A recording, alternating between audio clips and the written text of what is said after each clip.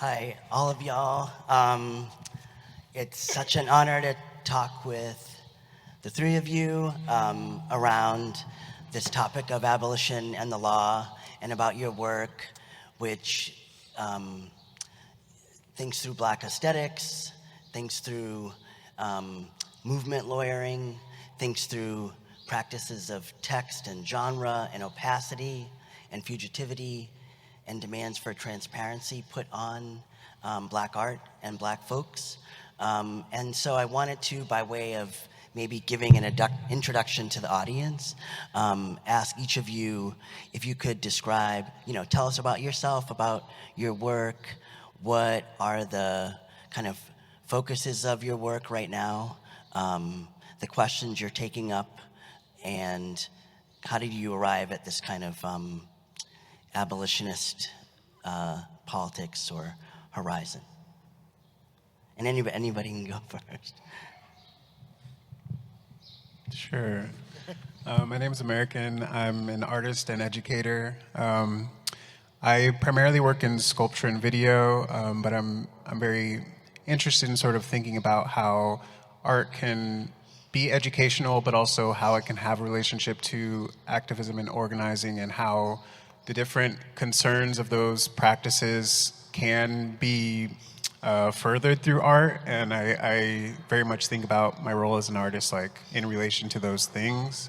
My work has primarily looked at technology and sort of anti-Blackness within technology, and also policing as well, and sort of thinking about the relationships between these different systemically oppressive things and how they have similarities in terms of how they operate, but also the basis for them, and also how they're all sort of tied together, through finance and law and a million other things. So those are all things I kind of explore, and so that also lends itself to thinking about surveillance and policing technologies. Predictive policing is something I've looked at more recently.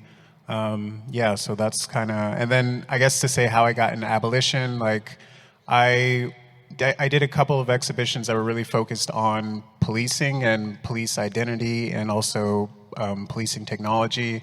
And I kind of burned me out a little bit, and I was sort of looking into abolition to think about, what are the ways we can create these other alternative systems that we want to see, and particularly something from Miriam Kaba about creating life-affirming institutions really stuck with me, and I thought, what does that even look like? So for me, abolition, it's also it's a speculative practice as well. I'm engaged a lot in speculative fiction too. So thinking about abolition from this perspective of wanting to create these other realities that are life affirming. What can art do to contribute to that? Well, it's so nice to be here with all of you today. I'm Albert Fox Cahn. I'm the founder and executive director of S.T.O.P, the Surveillance Technology Oversight Project. I'm also a fellow at Yale Law School, the Harvard Kennedy School, and a practitioner in residence at NYU Law School, which is a fancy way of saying I juggle a bunch of different hats. But basically, my work stems from growing up in New York City, protesting the NYPD, coming of age, spending my time doing that and tinkering with computers, and really coming to the terrifying realization that with novel technology, we had something that would multiply the force and injustice of the law, and multiply the inequity that defines policing in the United States, and particularly in New York. And so at S.T.O.P, we love to sue the NYPD. We write new laws to outlaw technologies like facial recognition, geofence warrants, drones, DNA dragnets. We basically look at the horrifying Black Mirror-like realities that are being turned into policing products by corporate tech vendors, and just try to outlaw them. And we do a lot of research, we do a lot of coalition work and advocacy work. But as someone who's been a lawyer for 10 years, I view abolition as an indispensable force to push against the limitations of the law, including civil rights lawyering. Because I think that I truly view my work as indispensable, as the work against mass surveillance is indispensable, but I also view it as harm reduction. I view it as a way to mitigate the damage being done daily by new and destructive and racist technologies.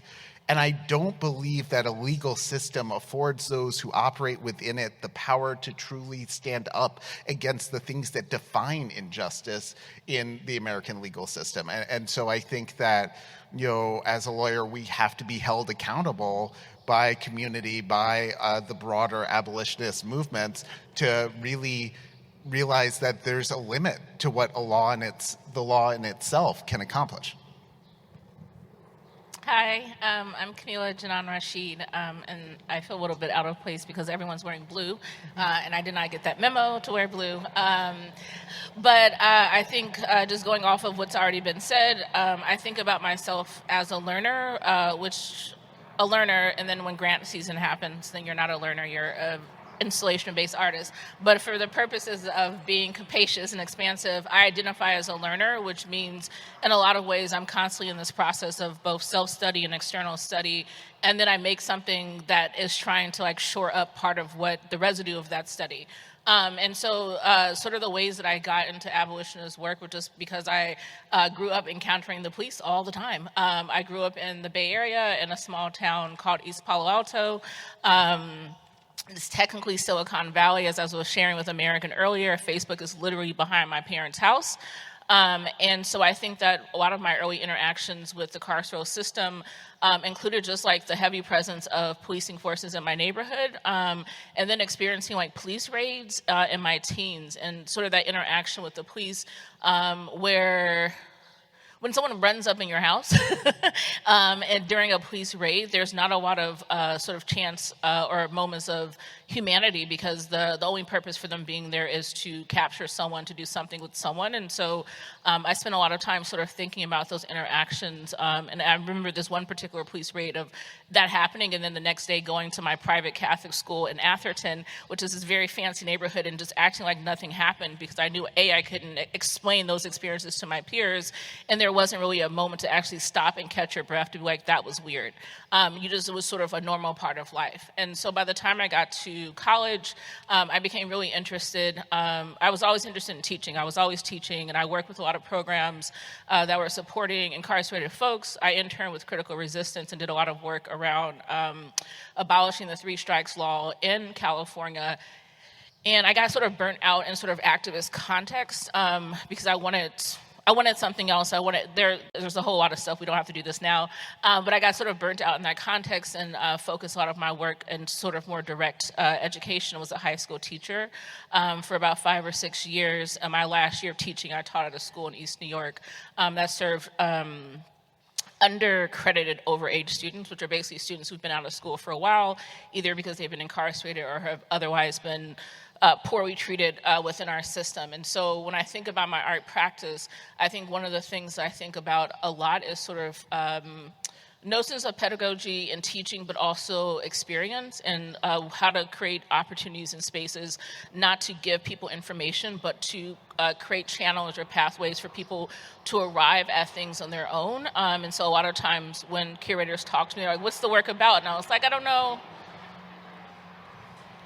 I don't know if it's so much about a particular thing as much as wanting to craft a particular experience or opportunity for something to happen, because I really love witnessing sort of that moment of realization, that moment of connecting dots. And so when I think about abolitionist work in relation to education, I'm thinking specifically about the ways in which we can abolish systems that encourage us to think that there is only one particular way for us to access information and knowledge, and ways that we can privilege other types of knowledges that have been sort of pushed out or considered unimportant or not useful in our ways of making sense of a new world. Thank you. Yeah, that is really, really powerful. And I want to maybe kind of telescope in and ask more about each of your works, each of your kind of contributions, and maybe like specific work too.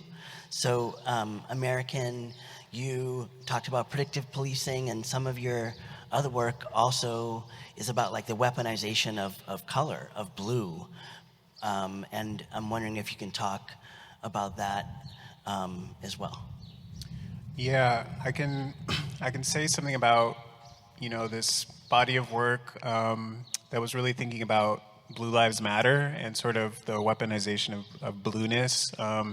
And the way I arrived there earlier in my practice, I had been thinking about blue like the blue you see on a computer screen as sort of like a color that represents an image that's going to appear, and I was thinking of it as a sort of like positive thing, or it could be this sort of like symbol of representation or something. And years later, after kind of seeing the predominance of blueness, both politically and within art also, and also the different approaches and how complex it was and overdetermined, I started to think in particularly about the police in the United States and their use of blue, and the sort of like dominance of blue. And so it was around that time that I had learned about the Blue Lives Matter movement and also the police wanting to identify as blue like almost as like a social or racial group, and putting law into place that protects them, like a hate crime law.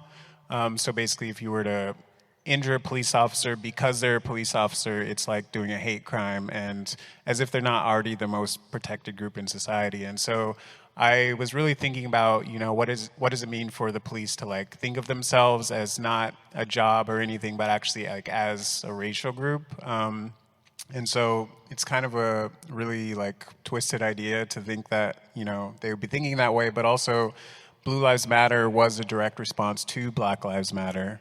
And so that's kind of where I was approaching it. And then, I made some works about that. And then I also started to look into predictive policing, and created this video that it looks like dash cam footage where you're in a police car and you sort of see this like fictionalized representation of like the predictive policing interface.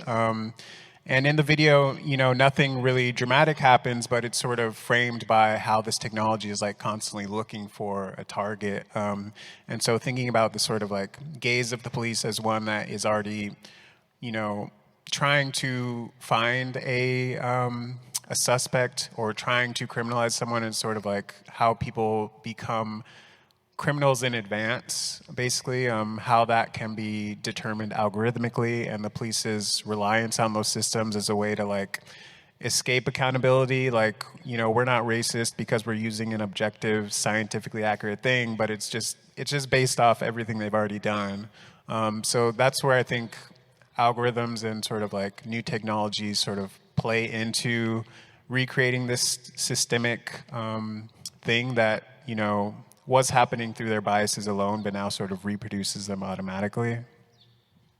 Thanks. Yeah, and I think both Albert and American, you differently like approach this question of surveillance, and so much of there can be like a way in which the discourse of surveillance is so future forward that the past kind of gets obscured. And so I'm wondering, Albert, how you like bring up or use as an optic or link to like the past of surveillance connected to the plantation, connected to anti-Blackness, and also resistance to forms of surveillance, especially around movement.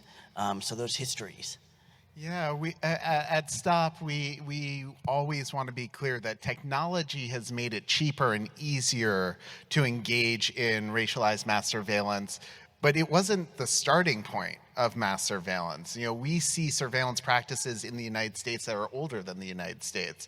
There are colonial era lantern laws in New York City that forced Black and Indigenous individuals to have a lantern on their body anytime they left a home after dark, because that was the tracking technology of the time that enabled them to be seen from a distance so that the colonial authorities could prevent an uprising and surveil their bodies. And that is what we've seen replicated time and time again, whether it's the Black squads and so-called red squads of the 1920s, whether it was the systematic infiltration of Black-led civil rights movements, whether it was the use of increasingly ubiquitous analog surveillance in the mid-century. The technology is just reinforcing the same underlying, biased philosophy that really lies at the heart of how the American legal system polices black bodies. I think that's something that we oftentimes see as a warning for the future that these increasingly powerful technologies make possible, because when we think about the ability to use large data scraping, to use artificial intelligence, to use ubiquitous location tracking, to combine all of that with a racist law enforcement system, and you end up with something that truly looks like Orwellian, without exaggeration. And one thing I wanted to acknowledge, and I think it was fantastic to ground so much of today in the 28th Amendment Project and thinking about the stochasticity of the American Constitution and how little has truly been changed for the better.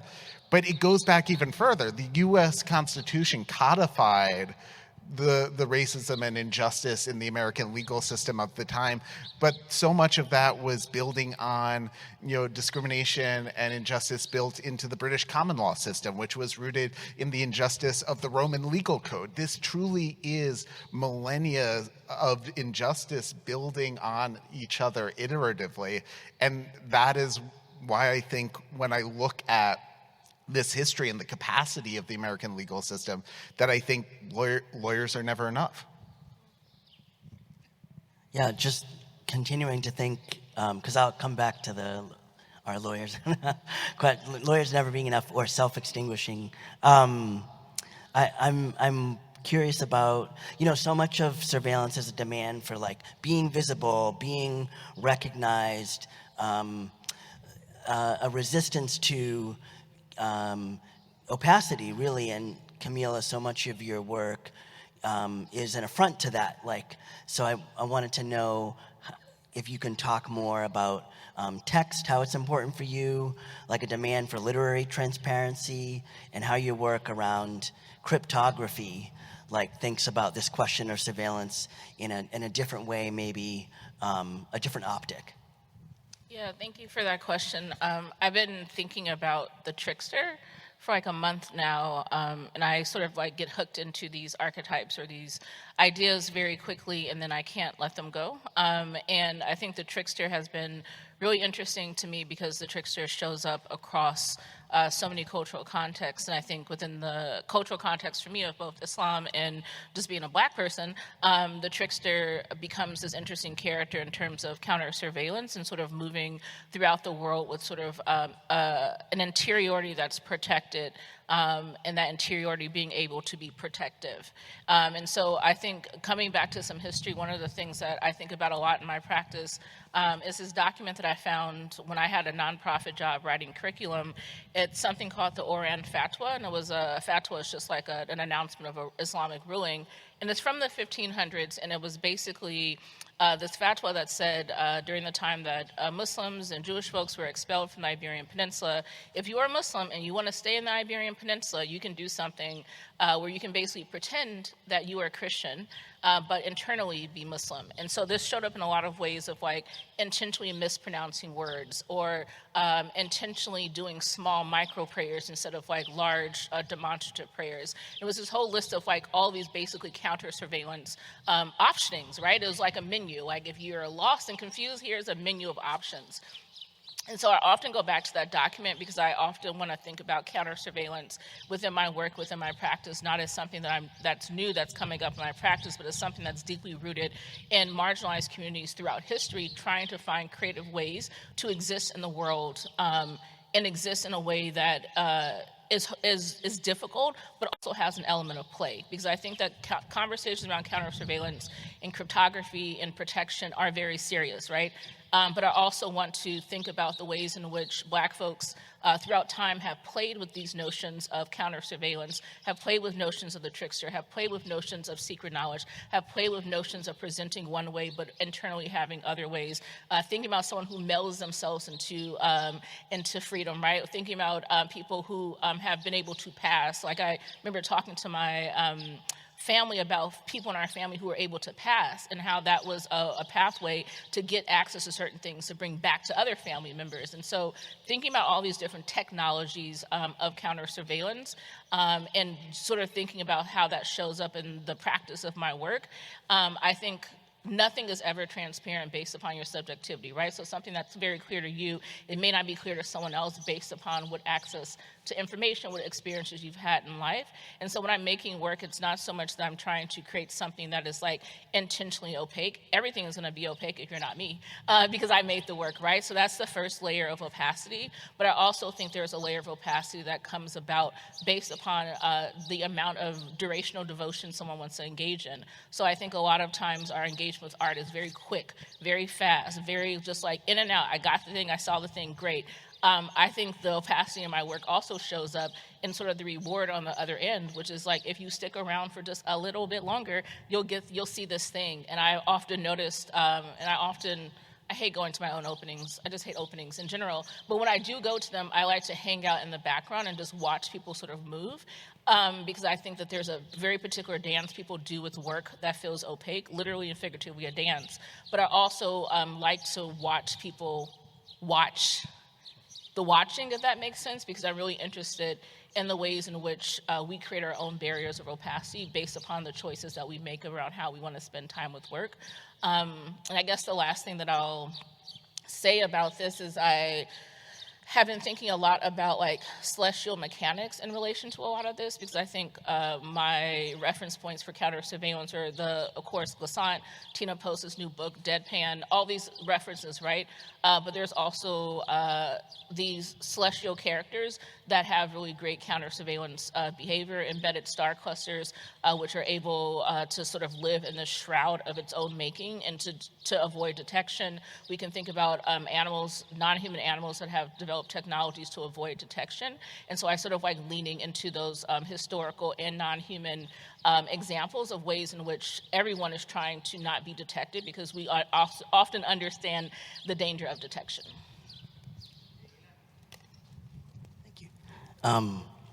Yeah, I'm thinking about what you just said about the audience and how you construct a space for everyone to slow down and like de-accelerate.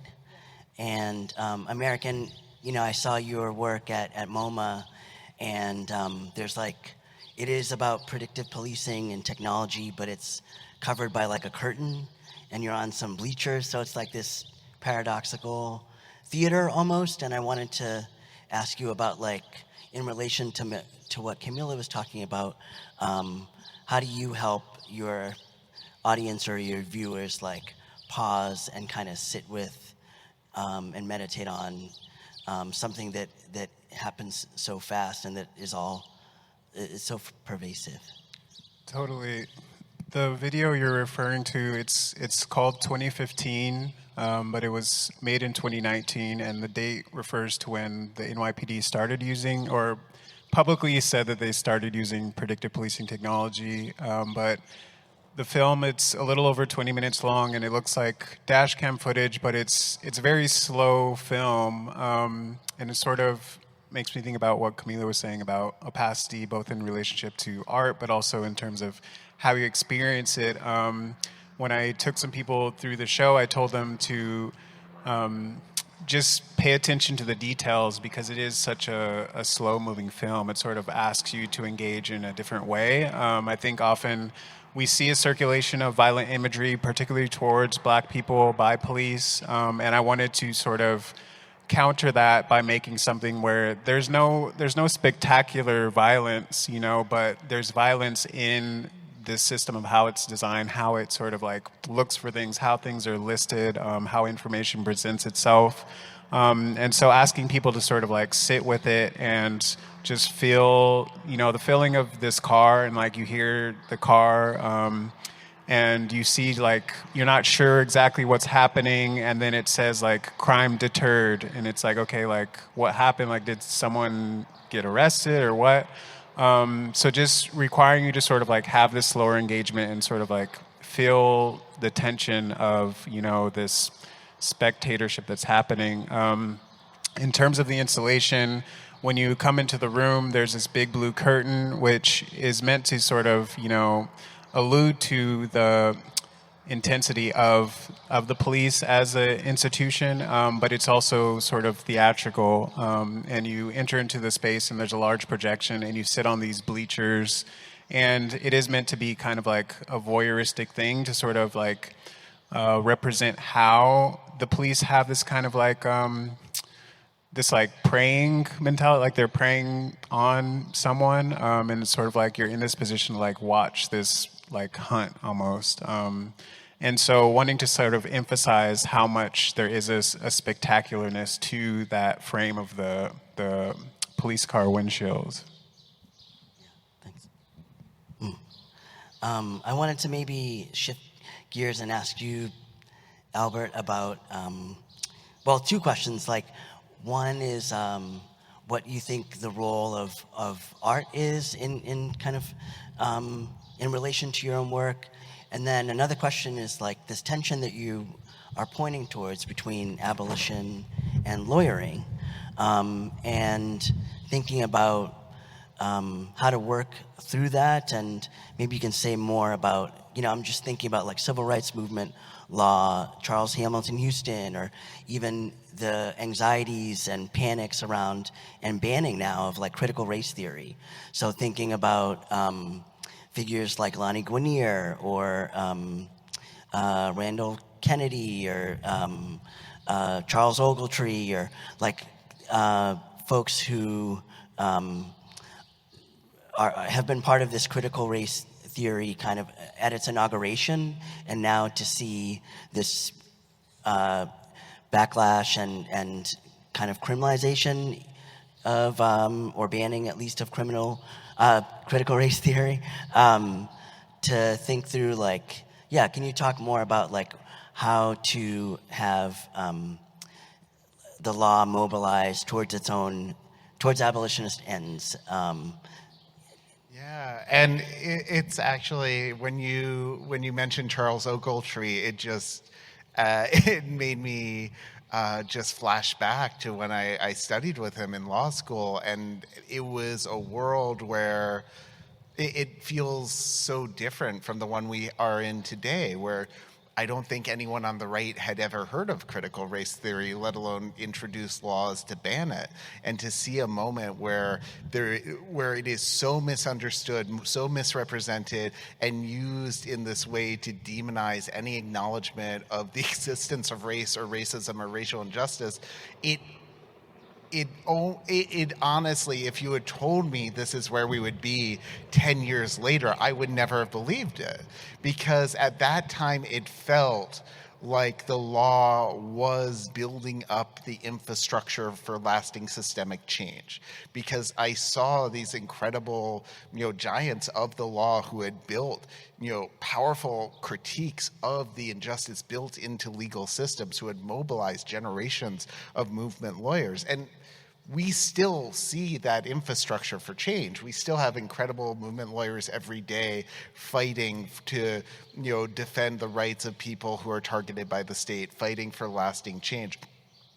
But we've seen this moment where so much of the progress that, I thought we were making in the legal system has evaporated, to be frank. And I think it has made me even more concerned as a civil rights lawyer, both about the need to invest in, building up that infrastructure, building up the capacity to advocate for lasting legal changes, but to also acknowledge the limitations of that system. I think that, really, I think there's a way in which the last administration, the recent events have really showed us that progress is not an inevitability, and that there is this, huge capacity to lose so much of the, so many of the protections that we think the legal system has incorporated. I think for me, there's parallels to some of the progress that was made by civil rights pioneers during the interwar period that was then lost in the years that followed, only to then lead to subsequent movements. When I think about the role of art and surveillance, it is indispensable to our work to be able to partner with artists, because surveillance is a form of state power that is uniquely invisible to those it harms. When a SWAT team comes to someone's door, they know it. When people are pulled over on the side of the road, they know it. But when surveillance systems are creating the legal predicate for those acts of state violence, oftentimes people don't know until the moment the officers arrive. And just let our friendly neighborhood helicopter pass. But and when I use examples like, having an officer pull someone over, having a SWAT team at the front door, that's not hyperbole. That's not hypothetical. That's what I've seen with my clients. I've been there when the FBI raided my clients because they were misidentified by a surveillance system. I've been there when they were targeted simply because of their family members or because of friends of friends. I've seen the ways that these data systems can just upend people's lives completely, but oftentimes no one will know. I mean, and so, for example, we're here in a monument to the architecture of incarceration, where we see decades of different forms of design in how we detain people, how we imprison people. And it's not a coincidence that there are lots of windows. That's not happenstance. That is a way to have surveillance. That was a way to have architecture that facilitated guards in these towers to look at those being held in the cells. But when the surveillance isn't physical architecture, when it's not a human being looking you in the eye, when instead it's the data being taken from your phone, the location history being sent over by Google, the facial recognition search being run on the subway train, when it's all of the cameras that we pass without giving a second thought to, when those are the systems used to monitor our lives and label us as a threat, we just don't see it, we don't feel it, we don't know it, and it's only by collaborating with artists, collaborating with speculative fiction authors, collaborating with storytellers and filmmakers, that we can actually build the visual language and to convey the magnitude of what's happening every day. Yeah, thank you. Yeah, just thinking about how you ended with the magnitude of the everyday, and thinking about the ways in which surveillance can feel so totalizing and just out of our hands. I'm wondering for American and Keemalah, how do you map resistance, or how do you think through resistance such that if you're mapping out predictive policing or the ways that these technologies are furthering themselves, how do you make space, loopholes, to use Harriet Jacobs' language, within your work to show counter-knowledges or counter-surveillance, evasion, errancy, other forms of resistance to this kind of total surveillance society, or society of the spectacle, or in your work? Yeah, that reminds me of something I was thinking about earlier when Keemalah was talking about the trickster, which I think is really interesting, and it made me think about Simone Brown's work, a surveillance scholar, and she has this concept of dark surveillance, which I think about a lot. And just to kind of explain, surveillance being the opposite of surveillance. So surveillance, when someone in power is sort of watching someone not in power. Surveillance is a sort of bottom-up watching. And dark surveillance in particular, she describes as ways in which enslaved people would create freedom for themselves, or ways to subvert surveillance in order to aid in escape. And also when other people, such as white abolitionists, would do things to also aid that was also considered dark surveillance. But some of the ways she talks about it are even pranks that were performed against slave patrollers, and so that the trickster idea kind of like brought me to that. But also, songs that were sung to sort of convey paths to freedom, or ways that certain, patterns might be braided to convey a path to freedom. All of those things being ways to subvert surveillance that are particularly in relation to racialized surveillance. And so that notion of dark surveillance is something that I've thought about through my work and tried to navigate in different ways. I think part of what I'm trying to do now is think about how abolition, can be represented sort of like formally, or like what are different maybe like architectures or objects or things that sort of represent ways in which abolition already exists, or has, had a precedent, so that it sort of like becomes out of the abstract. So that's kind of what I'm thinking about now. Yeah, I think I'm thinking about like this interesting tension between making work about counter surveillance and privacy and interiority, while also not wanting people in my business and telling them what all the tricks of the work are. And I think there's something very surveillance-oriented about the ways in which artists are expected to give over all of the things in terms of the interiority of the work. And I'm being opaque now, and I'm going to get more transparent in a second.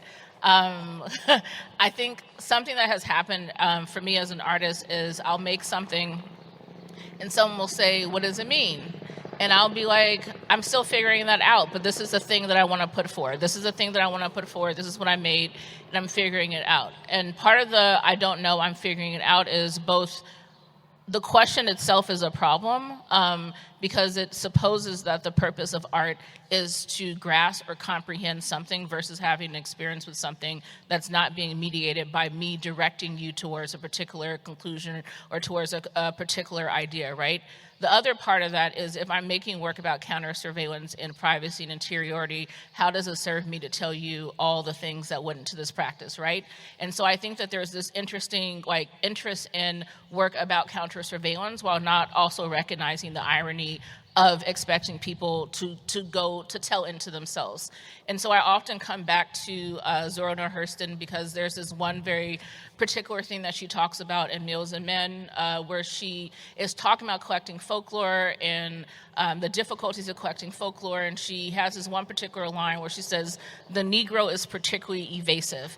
And I love that. I was like, I am kind of evasive. Like, I share a lot, but I also will not share or find ways to share in ways that still allow me to preserve an interiority. And she goes on later to say, white folks are always trying to be in people's business, and them knowing so little about us, you just put something outside the door for them to play with, and they'll go on their way, and I say my say, and I sing my song. And she has another part where she says, "They can read my writing, but they sure can't read my mind." And so I think that when I think about my writing practice, when I think about my artistic practice, it is a desire to share, a desire to open up, a desire to represent, a desire to expand, but it is also a desire to do that without the threat of what happens when the interiority is invaded. But it is also to say that artists should not be expected to hand everything over. I think this is, when I think about the trickster, I think about this a lot in terms of how I try to negotiate my own art career, which is I will share, but I also, part of my practice is holding something back, holding something for myself. And so I think that in the ways that I make work, people will be like, "Well, you said this last time and now it's changed." And I was like, "Yeah, because I read something else and it changed. I have a right to change." But I also think there is this sense of surveillance within the art communities, which is a surveillance around consistency, which is to be inconsistent is to be deceitful versus to be inconsistent is to be a learner. And so I think that part of my interest in making work, I'm notorious for not talking actually about my work. I have not talked about my work at all. I talk around my work. Part of that insistence is that that's not my job.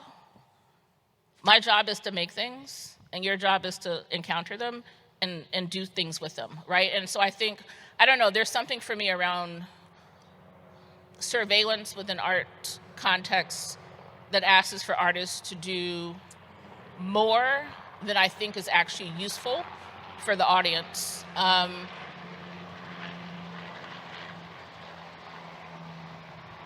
I keep thinking about in what ways do artists engage in their own surveillance politics with their work in terms of surveying each stage of their work to find some extractable meaning or some extractable object. And I think in a very personal way, I'm trying to get away from my own self-surveillance, which is I'm being opaque not just because I'm trying to be annoying, I'm being opaque because I am opaque because I'm still coming into myself and my work is coming into itself. And then there's also the political layer of it is opaque because I do want to preserve some sense of safety. And I guess I'll end on this part, which is I did this interview for The Believer with Alexis Pauline Gumbs, who I've been in conversation with, it feels like a decade. It actually has been a decade. And in this interview, we were talking about her book, Undrowned. And there's this one part where she's talking about Eric Stanley, who I had actually interviewed before in 2014, but she's speaking about Eric Stanley, who does a lot of work around trans activism and abolition.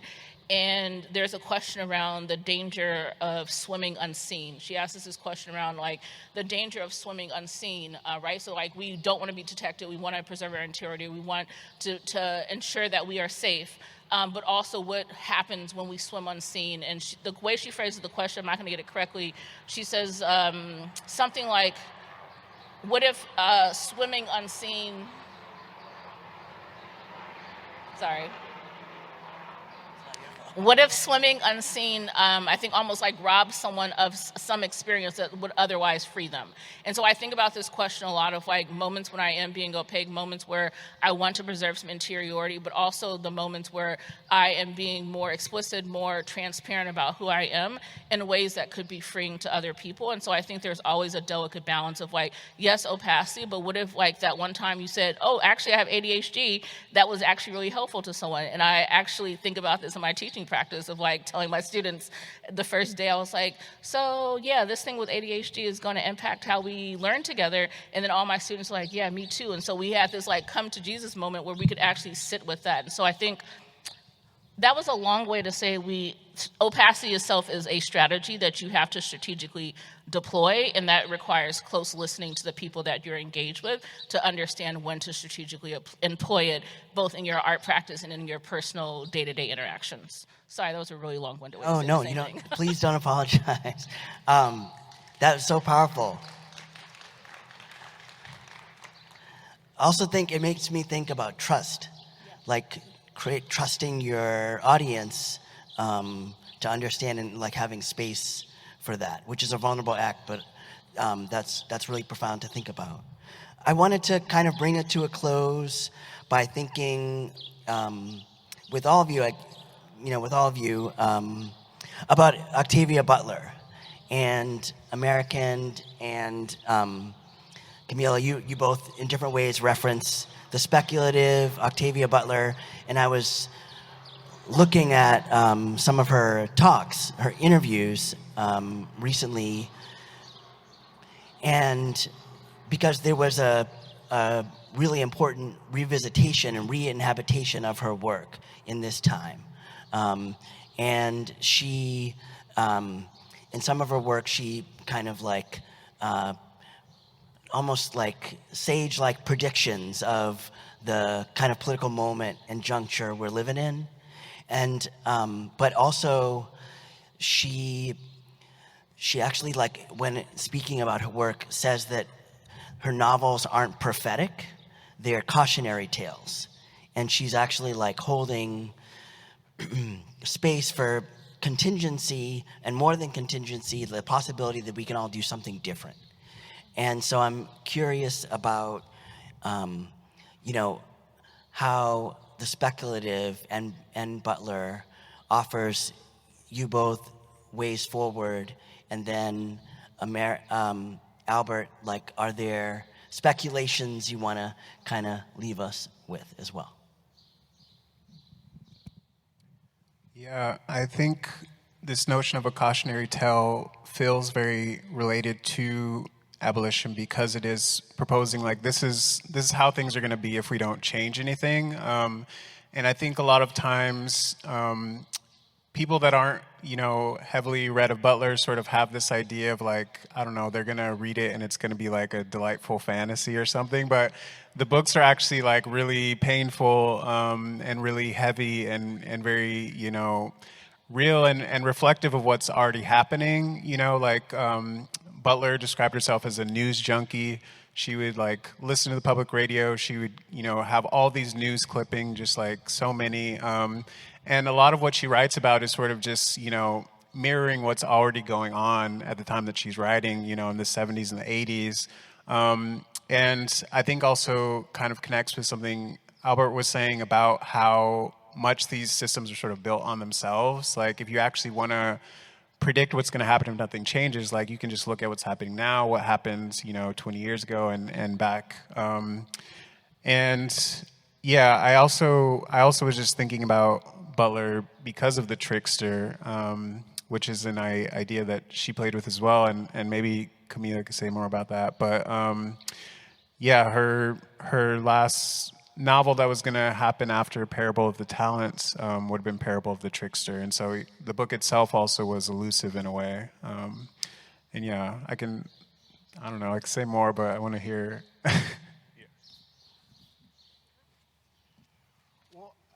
I think when I think of Octavia Butler, when I think of works like A Handmaid's Tale, when I think about all of the works that warn of the dystopian future we could face, I think that they are often written with the hope that we can build a better world, and they are written as warnings more than as predictions. Oftentimes, I think that this goes to one of the inherent limitations of America, that oftentimes we will not make hard choices or face the need to enact changes until the cost of inaction is intolerable. And so by focusing on the gradual erosion of rights or the acceleration of authoritarian surveillance or the way that these systems become more and more pernicious, you can really help galvanize the public to take action now instead of waiting until later. And I think of some of the great climate change authors as well, who are also using a similar strategy to prompt people to take action. I think one of the things that those of us in movement lawyering spaces are beneficiaries of is the sort of the powerful call to action this creates. And so I think without literature that primed the public to recognize the potential abuse of technologies like facial recognition, like predictive policing, like police drones and DNA dragnets, unless the public had already had that call to action in the form of dystopian possibilities, I don't think we would see laws being pushed forward. I don't think we would see judges receptive to these lawsuits. I don't think we would see the legal system able to take the steps that it is able to take, even if those remain insufficient. So I do really think that speculative fiction oftentimes is going to be the most important catalyst for change in a lot of our audiences.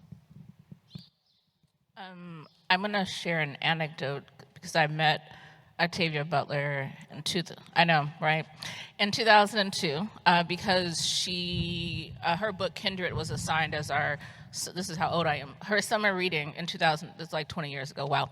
It was signed as a summer reading for college. It was the book that we had to read, and I remember getting the book and I was like, oh, this is amazing. Like, I never heard of this woman, and she came to speak. And I remember I got my book signed by her, and I remember I put it in storage. This is what we do, and it got water damage, and I don't know where that book is, and I feel some kind of way about having lost it. But I remember this interaction with her, and I'll speak about personality things first, and then I'll speak about Lauren Olamina and Parable Sower. But I remember thinking about my sense of like being a Black loner at that time and not feeling like I had a context or a language or a system to sort of like organize myself into. And over the past 20 years, reading more about her and her life and seeing the ways in which she was sort of outside the orbit of what people sort of expected her to sort of present as, behave as, live in the world as. And I remember recently reading the story about her going to the LGBT center and being like, no, kinda, maybe, I don't know what's going on here. And so all those things sort of resonating for me and being like, how to organize myself into systems. And so when I read Parable of Sower, the thing that was most interesting to me was Lauren Olamina, who's the main character. She is living in this dystopic Southern California context, and she basically goes off and says, I'm gonna create a new context, I'm gonna create a new theology. And so I find that story so interesting to me because there was this one point where she says, she's writing in her journal and she says, my father's God is no longer my God. And I often think about that not as like a theological statement. I think about that as the moment where we actually recognize the things around which we orbit are no longer beneficial, right? Like there was a very clear point where she was like, I'm being baptized, but this God is not my God. And so I think the book often prompts for me this question of like celestial mechanics, again, around escape orbits. Escape orbits is just the velocity necessary to escape the orbit of the gravitational pull of a mass, right? And so I think about this in terms of movement work too, like what is the thing that allows for the escape orbit? What is the thing that allows for us to escape the orbit of whatever theology, whatever system, whatever relationality has trapped us in a certain type of moving and engaged with one another?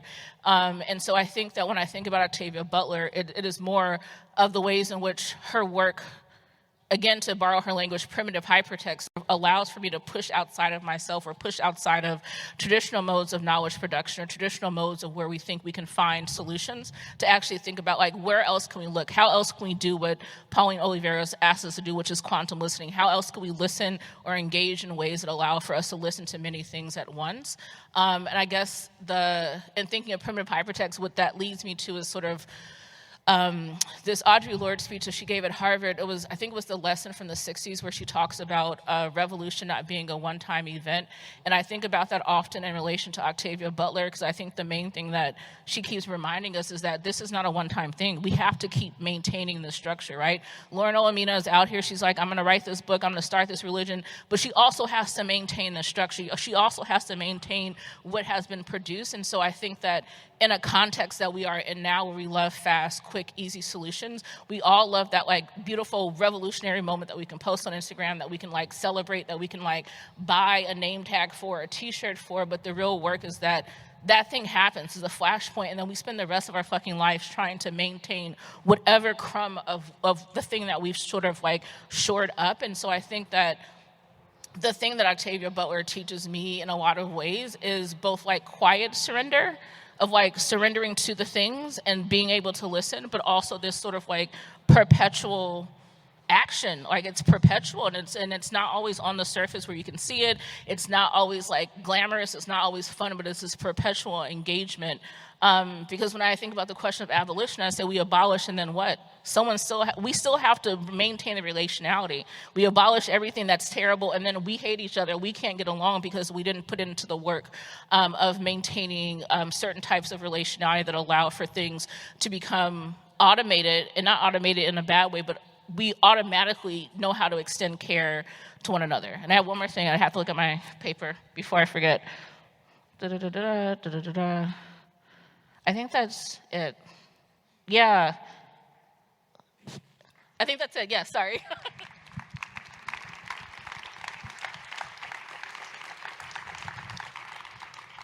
I think that's a perfect place to close, thinking about future, speculative, and then also, as you were saying, Keemalah, your praxis of abolition, that's a perennial process. So thank you so much. If we can get a round of applause for this brilliant panel. Thank you.